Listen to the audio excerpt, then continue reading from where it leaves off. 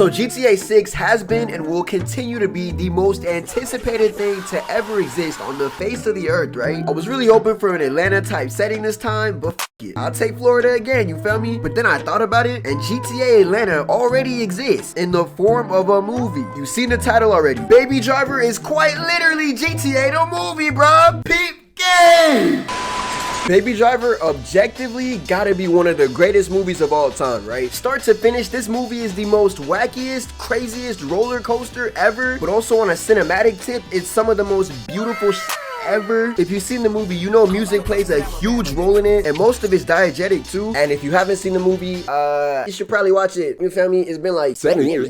Literally frame 1 of the movie, opening scene, we are in a GTA heist. Motherfuckers is getting blammed inside a bank. What is having a jam session a whip? Where is the immediate 5 stars? He low-key feeling himself too, bro. Look at this dude. I'm not particularly a car person, but the whip pretty too. This whole scene and most of this movie was also filmed like a block away from where I stayed, so it's honestly kind of surreal watching it now. Then the baby hit the sky hard as hell and started zooming, and the cleanest car chase of all time ensues. Wow, that was a voice crack of doom. Let's keep it pushing though. Everybody else in this movie is living GTA, but not Baby. Baby in Need for Speed, bruh. Baby in Forza, bruh. Baby in Gran Turismo 7, bruh. Baby in Hot Wheels Unleashed, dog. He is going crazy. He's low-key on his link throughout the movie too. Actually, the only similarity is they're both silent protagonists. Actually, Baby not even silent for the whole movie, so like, I guess these have nothing in common. Also, more evidence these motherfuckers are in a game and not real life. There is no way Baby is hitting these crazy ass drifting trick shots to evade 12 in Atlanta. Hell no. I'm telling you, he's in third person mode driving this car right now. But for real, this opening scene is actually so goated. It's beautiful. They done let this man get on the highway. Oh nah, they done brought the New York traffic weavers to Atlanta. Either Baby's in developer mode or he's actually the luckiest motherfucker alive, because there just happens to be 2 other cars the exact same shade of red driving close to each other on the interstate, so he hits the oldest trick in the book, and it works. They fast travel back to the Lester ass planning room to do their mission report, and that's when we meet the boss of the whole operation, who's a super manipulative, has eyes all over the city ass crime lord on some Wilson Fisk type timing, a motherfucker called Doc. Not gonna lie, this being in this movie is kind of crazy. This had to be one of his last roles ever in terms of the timeline of events, and good riddance to him. Forever. The characters in this movie are absolute goats, aside from that big ass elephant in the room though. There's of course the main character of the whole Baby, who's the most normal person here, actually second most normal person here, but he lost his parents at a young age in a car accident, and he ended up becoming the world's greatest driver as a result. He's trapped in a life of crime because of a crazy dad he owes the big boss, but he always chooses against violence when he's on these crazy missions. He also be on his producer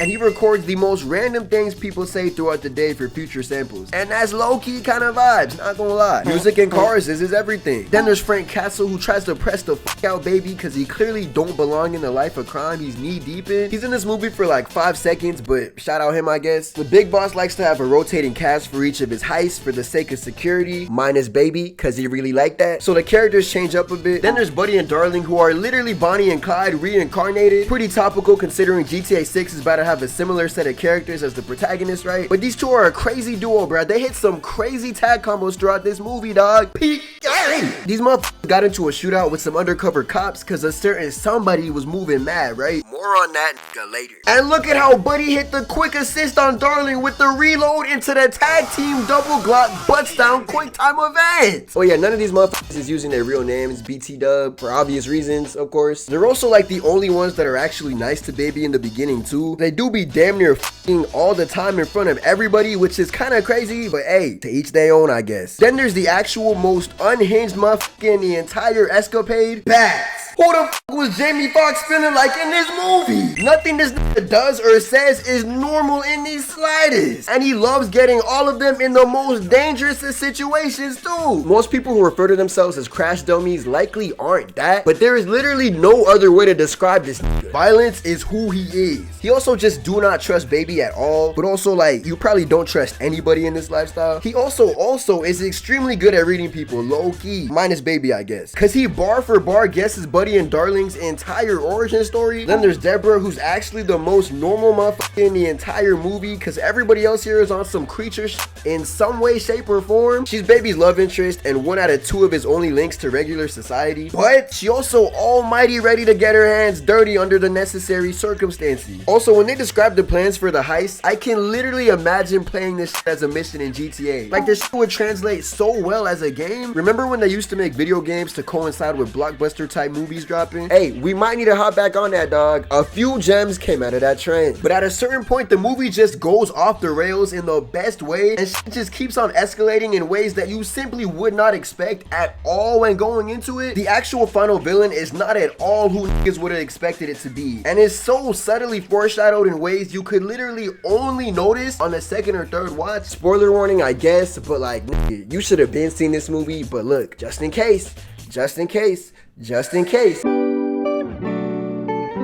Buddy, the final villain escalated in the most craziest of ways possible, dog. Baby blams bats, not using a firearm or a blade on some action movie shit, but with a car. I'm telling you, he's the only motherfucker here in a racing game. But then 12 pulls up and blams Darling, and Buddy completely loses his shit and goes on a warpath to kill Baby for the rest of the movie. I literally would have sworn the Big Boss Doc would be the final villain just based on how the movie was going. Maybe even Bats, because that motherfucker is insane and low-key tried to put Deborah in his blunt. But no, it's Buddy. There's this YouTuber called Harry Mitchell, and he made a video about why Buddy is the perfect final villain for this movie, and how there are hella parallels between Buddy and Baby on some Luffy Blackbeard type timing. Like, Buddy and Darling are low-key what Baby and Deborah could have become if they dove deeper into the GTA ass lifestyle Baby was in. Deborah is the most normal motherfucker in the movie, yes, but there's also moments where she clearly shows that she's ready to ride with Baby in this lifestyle if they have to. I mean, she's literally the one that puts Buddy on a t-shirt in the end too. Tell me this don't remind you of the ending of GTA 5 in the slightest though. Really, like any of the 3 endings actually, minus the 3rd ending. So like not any of the 3 endings, but 2 out of the 3. Having to end up killing one of your homies that you've been following for the duration of the story is the most climactic shit ever. I also think it's really cool that Baby actually does end up getting locked up and having to do the time. There's actual consequences in this movie. He serves the minimum sentence and gets to drive off into the sunset with Deborah. RIP the sequel that was apparently supposed to happen. Maybe it's still happening. It might even be for the best that it ain't happening though. Who knows? Maybe we get Baby Driver 2 before GTA 6. We don't. I really don't even know how a sequel to this movie would work low-key. The Big Boss got packed up both in the movie and IRL. Plus Buddy's dead as hell. But apparently motherfuckers already made the whole script for the movie already. So damn. I guess it had to be at least a little possible, right? Was it good?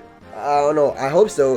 Edgar Wright seems like a pretty consistent director. What movies of his have I seen other than this one? Scott Pilgrim. That shit was fire. It was a great adaptation. You found me? It was a cool adaptation. What other movies outside of those 2? Probably none, TBH. I don't know if I've seen any other Edgar Wright movies outside of those. But, I mean, the niggas seem consistent. A lot of people like his movies, so they probably could have made it work. But, I don't know. I really like how it ended, and I feel like not everything need a sequel. Look, not every movie need a sequel. Low-key, not every movie need a sequel. That's low-key a convo for another time, though. Hold on, put a pin in that. There's a lot of video essays about really cool things this movie does thematically, symbolically, and creatively that are definitely worth checking out too. I'm just in a GTA ass mood, and I recently rewatched this movie, so you feel me? I need to get a PC before that shit drops, bruh. I need a PC ASAP. A GTA set in Atlanta would be so fire, but Miami is gonna be vibes too. We're venturing into the heart of the Florida man again, but in 4K UHD Sword Art Online ass real life graphics. An actual generational event is cooking right now in the form of this game. But do you see what I mean though with the super GTA ass vibe of this movie though? On top of that, this also just happens to be a genuinely goated movie too. Baby Driver truly is one of those movies you just gotta watch multiple times on some Spider-Verse.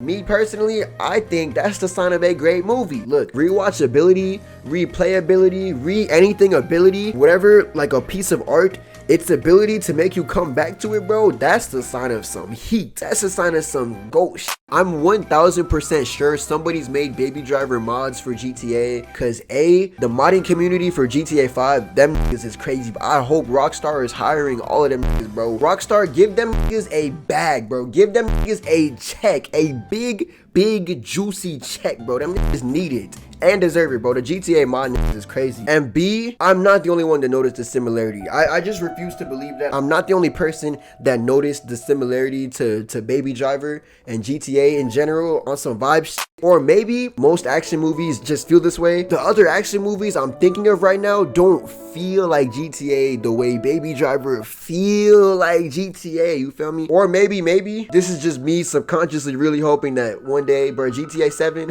GTA 8, bro, come to Atlanta, bro, come to Atlanta, you feel me? Pull up, pull up. But yeah, shout out Baby Driver, shout out GTA 6, you feel me? And shout out you. Did you hear that voice crack? Let's run it back. And shout out you. I can't feel my face right now, I'm burning up. I got this feeling that I won't come down, like, got this feeling that I won't come down.